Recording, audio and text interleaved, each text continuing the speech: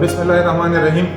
अलगज़ेब deputy controller Peshawar board Tolo तलावल सलामुना द सलाम न पस संग چې تاسو ته پته ده چې موږ د نهم لسم یو لسم او دولسم نتیجو اعلان کړی دی.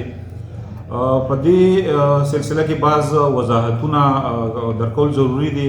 هغه ماشومان چې چا پوره تیاری سره امتحان نو ورکړی او د هغې خواهش دا دی چې تیاری مونږ اوس کړې ده دوباره تیاری کوو، نو د هغې دپاره مونږ د خصوصي امتحان اعلان کړی دی.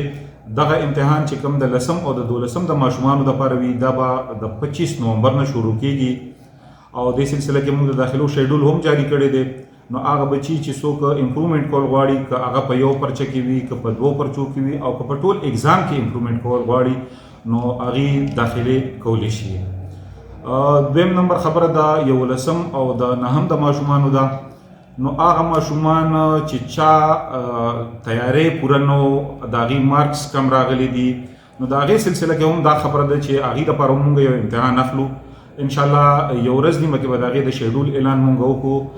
امید دی چې دا امتحان به د 13 دسمبر نه شروع کیږي او هغه بچي چې څوک د خپل نتیجې امپروف کول غواړي، خپل ریزلټس امپروف کول غواړي، تیاری یې نوره هم کړې ده، نو هغې چې کوم دی نو د امپرومنټ اگزام ورکولی شي.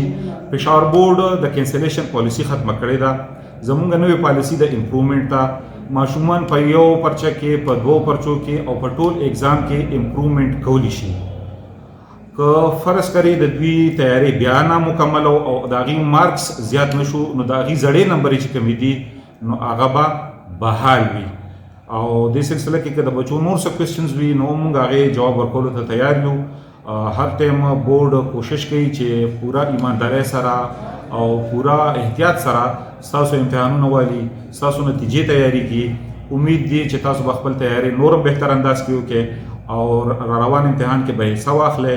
بورډ به انشاءالله تاسو ته پوره ټرانسپیرنسي، پوره سهولتونه درکوي. شکریه. والسلام.